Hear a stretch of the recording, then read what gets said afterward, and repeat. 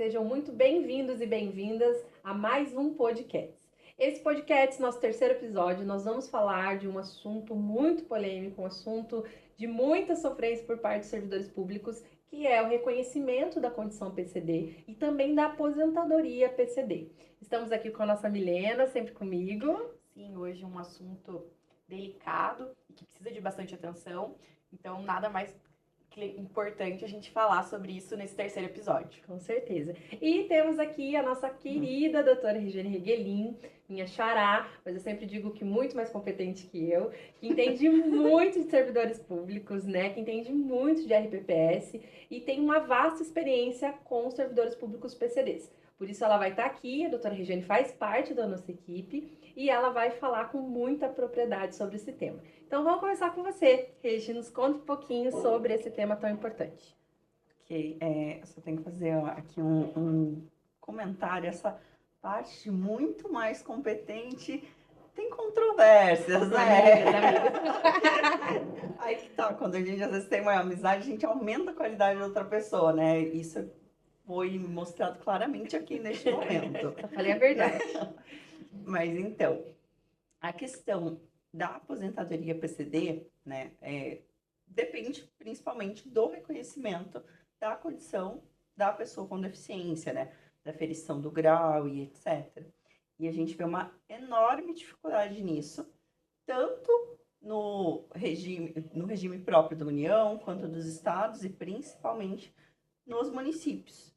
Até porque essas análises para definir qual o grau da deficiência, ela depende não só de uma documentação médica ou só de um receituário. Não, é uma análise muito mais complexa para determinar qual o grau. E a partir também da determinação do grau é que a gente também vai ter ali a informação de quais são os requisitos específicos para que aquela pessoa tenha acesso.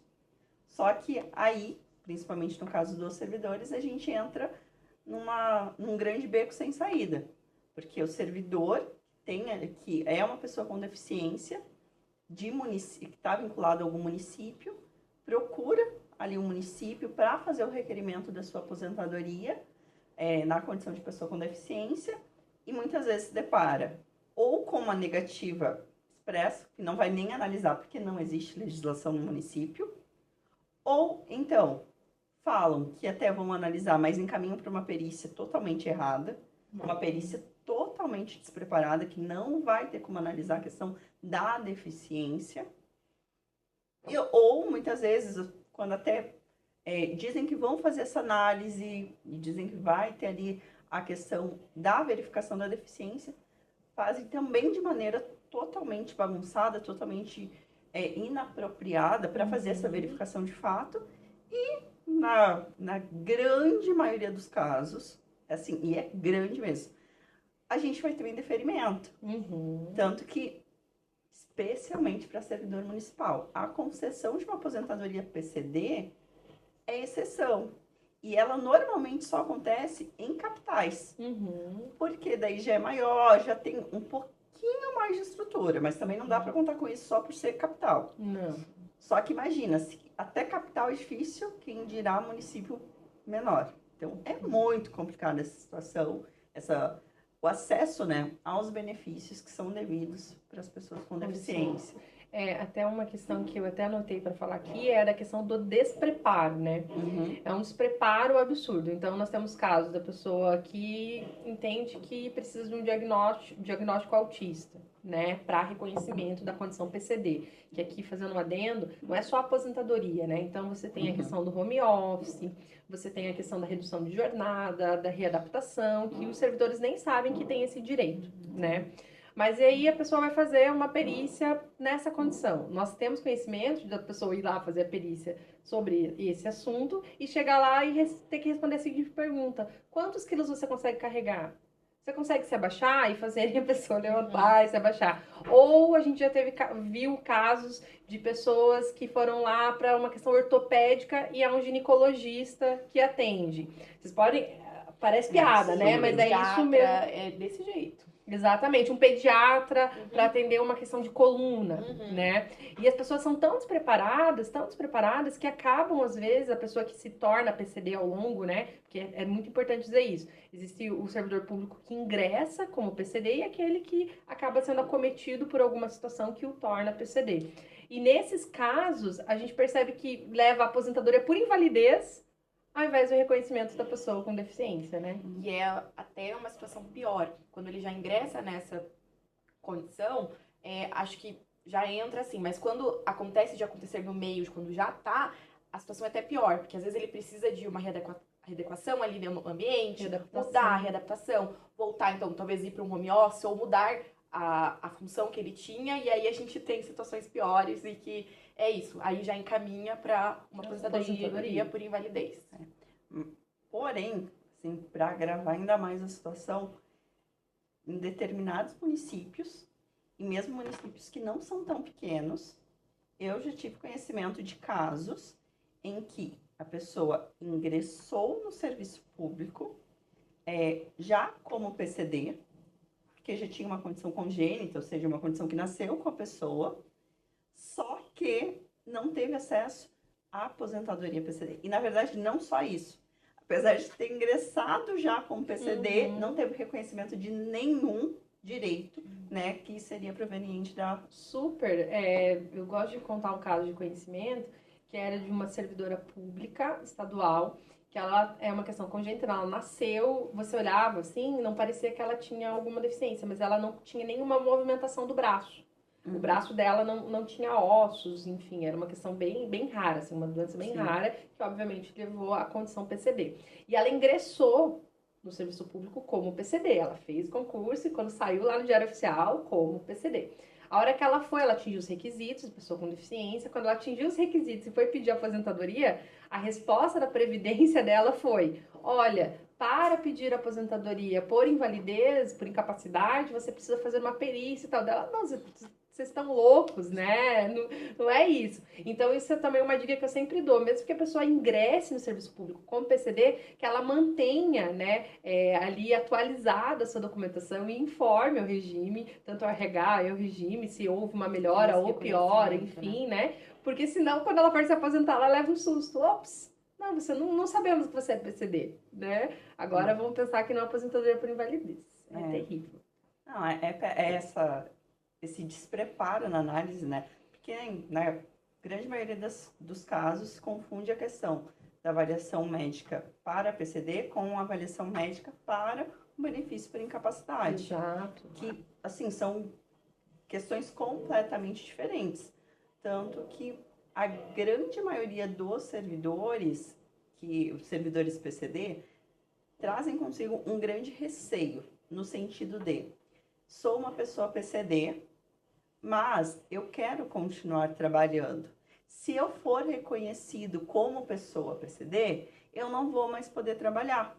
Então, a gente vê que essa questão de informação sobre PCD, e essa confusão que se faz com o conceito, né, de incapacidade, é algo generalizado, tanto por parte dos municípios, ali, dos regimes próprios, quanto até mesmo dos próprios servidores que não têm, às vezes, esse conhecimento de que deficiência não é invalidez. Exato. Então, por exemplo, a partir do momento que você tem ali, na condição de servidor, o teu reconhecimento da deficiência, mas não quer parar de trabalhar, ainda que já tenha preenchido todos os requisitos, tem outros benefícios que podem ser obtidos, como o abono de permanência, né? Então, que é um outro ponto que não tem tanto assunto, que muitos, não tem muito assunto, não, desculpa, não tem muito conteúdo, assim, e pouco se fala. Então, imagina, as pessoas,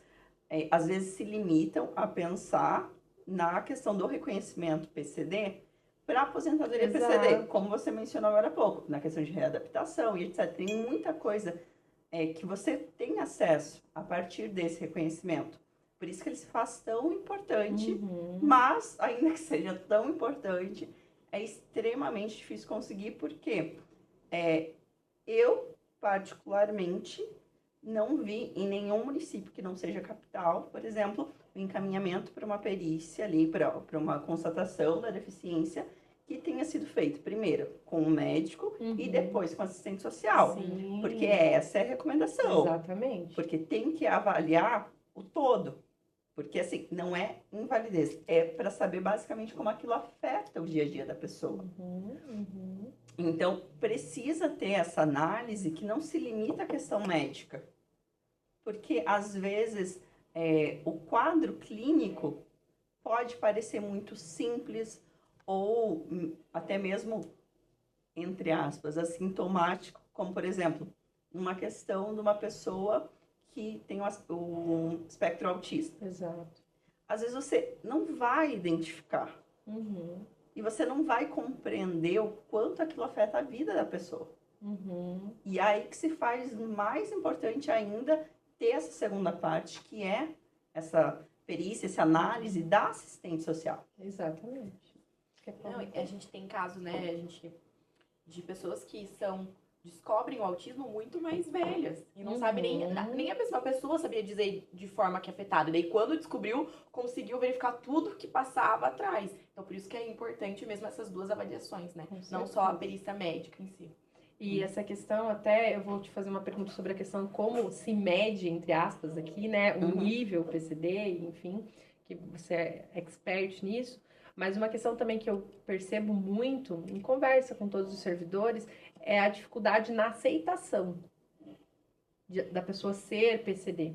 Eu já escutei pessoas falando assim, eu não sei se eu quero ir por esse caminho, porque eu não sei se eu quero ser considerado PCD. Fibromialgia, que é uma questão que existe em vários estados, que já está lá configurado como PCD, outros não, mas a gente tem que lutar em relação a isso, né? Até porque é uma condição muito limitante.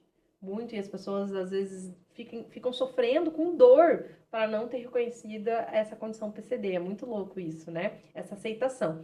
Mas agora eu queria que você falasse um pouquinho pra gente, Regis, sobre como que se aufere, né? Explicar para as pessoas que estão nos ouvindo agora. Como que a pessoa vai saber se o nível, né, é grave, é leve, é moderado? Como que isso acontece nessas perícias que você mencionou antes? Então, em regra, as perícias têm que seguir o método FUSE, que é uma forma de avaliação ali que atribui uma pontuação a uma série de perguntas. Então, o que acontece? Existem essas perguntas, tanto na questão do quadro clínico, quanto na questão da vida mesmo da pessoa. Da vida mesmo da pessoa. Então, quanto maior a pontuação que é atribuída a cada uma dessas questões, significa que a pessoa tem mais autonomia e significa que o quadro médico dela ali não afeta tanto. Então, quanto maior a pontuação, menor é o grau da deficiência. Então, se eu tenho uma pontuação elevada, a minha deficiência é leve. Quanto menor a minha pontuação, maior é o nível que a minha deficiência afeta a minha vida. Então, se minha pontuação é mais baixa, a deficiência vai ser considerada grave. Então, assim, até mesmo vamos pensar no seguinte, imaginar um quadro ortopédico mesmo, que num primeiro momento não aparente ser uma questão grave, né? Por exemplo, ali tem um encurtamento da perna, a pessoa consegue se locomover, mas precisa, por exemplo, de muleta ou algo do gênero. Então, num primeiro momento, poderia até falar assim, não teria como ser considerado uma deficiência moderada ou grave. Mas não basta só analisar ali o quadro clínico, especificamente, porque tem que ponderar o quanto isso afeta o dia a dia dessa pessoa. O quanto isso, por exemplo, impede ela de realizar as atividades, não impede, na verdade, o quanto isso limita, o quanto isso restringe. E, até aproveitando o gancho do que você mencionou, de muita gente, muitos servidores terem esse receio de serem vistos como PCD, né? A gente percebe que a pessoa com deficiência é uma pessoa que passa a vida inteira lutando, a vida inteira buscando se adaptar, a vida inteira tendo que ter um esforço triplicado para fazer a mesma coisa que uma pessoa que não tem aquela deficiência faria. Só que, às vezes, a pessoa já se acostumou tanto a estar nessa batalha constante para fazer o mínimo, o básico, que ela não quer, ela se acostumou com aquilo e não quer que aquilo seja visto como um algo a mais, ou ainda, tem-se muito uma ideia de que a pessoa que tem uma consciência da sua condição, na verdade, estaria se vitimizando. E isso é um negócio absurdo. Assim, só reitera vários estigmas, vários preconceitos e que, assim, é muito latente, né? Quando a gente fala de uma pessoa com deficiência, né? Desde inserção no mercado de trabalho, desde relacionamento amoroso, assim, afeta todos os âmbitos da vida. Então, daí tem que a pessoa muitas vezes não quer se reconhecer como PCD e também não vai para as perícias ali, tanto a médica quanto com a assistente social, não querendo destacar as suas dificuldades para não se vitimizar. Então, aí a gente vê um grande problema. Primeiro, mais um grande problema, né? São vários grandes problemas. Mas aí a gente percebe que, assim, num primeiro momento, a sociedade por si só já discrimina em vários âmbitos as pessoas com deficiência. Só que isso daí é tão interiorizado que a própria pessoa acaba se discriminando. E não entende que é uma condição ali e que é maravilhoso que essa pessoa tenha tido a força de vontade, a garra para se adaptar e etc. Mas ter acesso a uma redução da jornada de trabalho ou uma aposentadoria mais cedo não é um privilégio, né? Não é uma diminuição. Não é, exato. É meramente uma questão de justiça mesmo. É uma questão de justiça. Como eu mencionei, a pessoa às vezes tem que ter o triplo de esforço. Exato, por isso que a aposentadoria tem que ser com menos tempo de contribuição. Exato. Né? E assim, se a gente for parar para pensar, por exemplo, na aposentadoria PCD, para quem tem uma deficiência de grau leve, não é uma redução tão grande, 2 anos. Muito pequena. Assim, é um tempo. Por exemplo, o homem cai de 35 anos para 33. Não é como se a gente estivesse falando assim, olha, aposentadoria do PCD vai cair de 35 anos para 3 anos e meio. Não é assim. 10%. Exato. Né? É que, ou vamos supor que vai cortar pela metade. Não é. Mesmo na deficiência grave, o tempo exigido ainda é muito alto. Não, é muito. E quando se fala da aposentadoria PCD do servidor, a situação é ainda mais grave, por quê? Porque como não há uma legislação específica para os servidores, a gente fica emprestando a legislação da RGPS, e essa reforma terrível ainda trouxe isso expressamente. Se a gente falar em integralidade e paridade, por exemplo, do servidor público PCD, eu sempre gosto de usar essa expressão. É uma punição que se dá, porque a pessoa se aposenta na condição PCD com 28 anos, vamos pensar, e aí tem que ficar lutando para ter integralidade e paridade. Porque o entendimento é que não, né? Que não tem direito.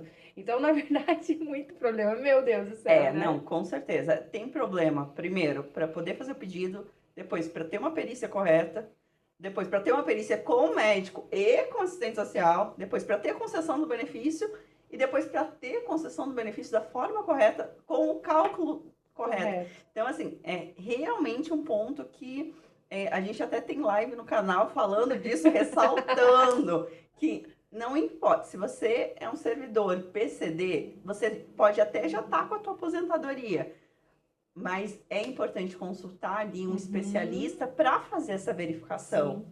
Porque o fato de você ter uma concessão não quer dizer que você teve uma concessão correta. Pelo contrário, o que a gente vê é que a maioria das concessões não são corretas. Exato. Né? Na verdade, é muito louco pensar que a exceção para PCD é ter uma concessão correta. Na verdade, exceção já é mesmo ter uma concessão, porque para servidor público é quase que missão impossível. E é muito engraçado, né? Quando a gente escuta, agora a gente está discutindo aí a PEC 66, que é uma outra tragédia, né? Um dia a gente pode vir falar sobre ela. Mas quando a gente fala, por exemplo, do município, e pegando um gancho na aposentadoria especial também, quantos indeferimentos que nós vemos por ausência de legislação? Que eu sempre digo que essa é a coisa que a gente mais escuta dos procuradores, né? Do estado, do município, não, ausência de legislação. E aí se perdura essa violação de direitos, não se legislando sobre isso, e violando o direito, violando, enfim, só acabando com o direito dos servidores, né? Sim. Então, realmente, quando a gente fala de aposentadoria de servidor e fala de aposentadoria PCD, é uma junção de violação de direitos, né? Realmente, assim, servidor acaba sendo muito lesado de todos os lados, né? Porque tem-se popularmente uma impressão de que a aposentadoria do servidor é maravilhosa, que a vida do servidor é maravilhosa, exatamente. Né? E, infelizmente, o que mais tem de relatos gerais, até na mídia, enfim, é sobre servidores esgotados, servidores com burnout, servidores com uma série de problemas de saúde. Então, a vida do servidor não é esse mar de rosas. Pelo contrário. Pelo contrário, é complicado. E até mesmo porque são questões muito específicas dos servidores, pouca gente lida com a matéria realmente, porque apesar de, por exemplo, direito previdenciário, é uma área que especialista em direito previdenciário você acha em toda esquina. Porém, a grande maioria é do regime geral e os outros que até fazem, às vezes, uma especialização voltada para o regime próprio, não se aprofundam, não têm a vivência e muitas vezes se vendem ali ou trazem essa questão pensando só no servidor federal. Só que o servidor federal, dentre todos, né, os servidores ali que a gente tem, estaduais e municipais, o servidor federal é o que a gente menos tem esses problemas. Até porque a reforma da Previdência, que foi ali a Emenda Constitucional 103 de 2019, que trouxe várias mudanças, vários prejuízos, tanto na iniciativa privada quanto para os servidores, tentou unificar muitas regras, tentou facilitar muito. Então, assim, o servidor federal, você, a partir do momento que você sabe aquela regra, você consegue aplicar de forma mais ampla. Só que cada estado vai ser de um jeito e cada município também vai ser de um jeito. Então acaba... E os procedimentos também. Sim. Que às vezes as pessoas entendem que é só o regramento da aposentadoria, né? Que é o que a PEC 63 tenta trazer. O regramento automático da 103 de 2019 para todos os municípios, o que é extremamente absurdo. Mas não é só o regramento. Cada município tem uma forma, cada estado tem uma forma até da solicitação de aposentadoria. Sim. Então, advogar na área, e claro, agora puxando para o nosso... Óbvio! Não é para qualquer um, e isso é verdade. Quantas vezes chegaram clientes aqui com casos que eram, para o nosso olhar, muito simples, mas com erros muito grotescos, porque o profissional da área foi lá e aplicou coisas do regime geral. Né? Então, e tem coisa que a gente tem que, inclusive, criar procedimento.